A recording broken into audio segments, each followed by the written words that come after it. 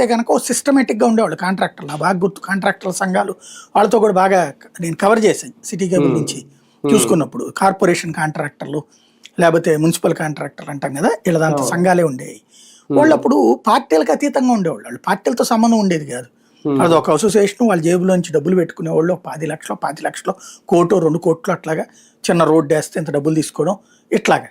మొదట్లో అట్లా నడిచి తర్వాత వచ్చేటప్పటికి ఆ కౌన్సిలర్ కార్పొరేటర్ ఉంటాడు కదా, వాడికి ఒక 1% 2% ఇవ్వడం మిగిలింది. అధికారులకు 1% 2% ఇచ్చి నాకు 1% ఏంటి అని చెప్పేసి వీళ్ళు బేరాలు ఆడితే ఇద్దరికి 2% అయింది. ఆ తర్వాత ఇద్దరికి 5% అయిపోయింది.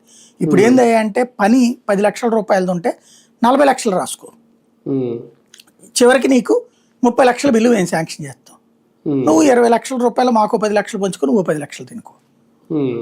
ఇది మళ్ళీ అది కూడా మనం గవర్నమెంట్లో ఉన్నప్పుడు అయితేనే సాధ్యం, గవర్నమెంట్ మారితే కుదరదు. దాంతో కాంట్రాక్టర్లు పక్క వెళ్ళిపోయారు. ఇప్పుడు అంతా ఎవడు ఎమ్మెల్యే బెనామీలు, కార్పొరేటర్ల బెనామీలు, వీళ్ళే పనులు చేస్తుంది.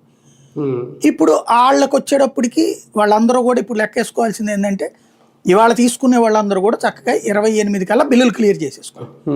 28 తర్వాత మీరు ఏ కాంట్రాక్ట్ తీసుకోకండి, తీసుకుంటే వెంటనే ముందు అడ్వాన్స్ తీసుకుని చేసుకోండి డబ్బులు.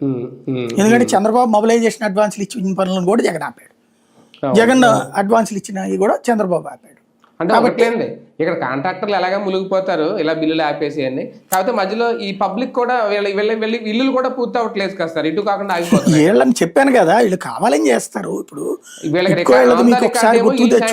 ఉంటది, వేరే ఇంటి కోసం అప్లై చేసుకోవాలి. మన దరిద్రం ఏంటంటే కేంద్ర ప్రభుత్వం ఆంధ్రాకి 30 లక్షల ఇల్లు, 30 ఏమో జగన్ టైంలో, 20 లక్షలు చంద్రబాబు టైంలో 50 లక్షల ఇల్లు శాంక్షన్ చేసింది.